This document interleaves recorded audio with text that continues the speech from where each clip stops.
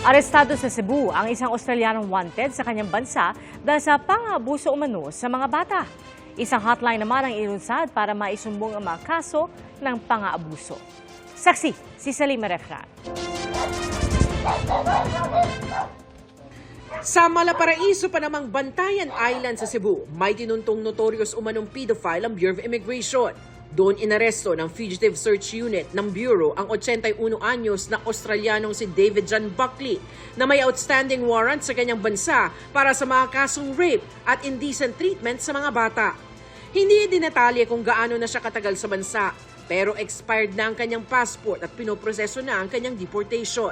Nakaalerto raw ang gobyerno lalo't mahigit 150 na sex offenders na ang nagtangkang pumasok sa Pilipinas ngayong taon. During the pandemic, there was really a rise in the number of online exploitations, and yes, it's a possibility po that they want to continue that in the offline world, kaya po sila pumupunta dito. Hiwalay pang problema ang pag-abuso sa mga batang Pilipino ng kadugo. 3 sa bawat 5 batang Pilipino nakaranas ng pang-aabuso ayon sa ilang pag-aaral. 1 sa bawat 5 naman ang nakaranas ng sexual violence.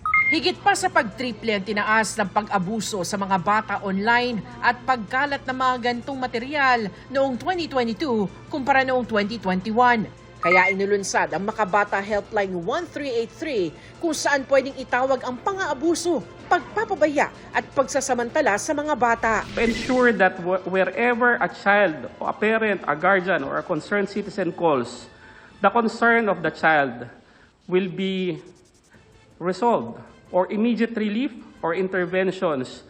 Kabilang sa babantayan ang pagmanipula sa mga larawan o imahe ng mga bata gamit ang AI o artificial intelligence. Meaning children are being depicted or being sexualized as defined by the law. Yan po ay nakakasira na po ng pamayanan natin. We should be asking Congress to look into this matter of AI use and the kinds of offenses, specific offenses that can be charged. Para sa GMA Integrated News, ako si Salima Refran, ang inyong saksi. Mga kapuso, sama-sama tayong maging saksi. Mag-subscribe sa GMA Integrated News sa YouTube. Para sa mga kapuso abroad, samahan niyo kami sa GMA Pinoy TV at sa www.gmanews.tv.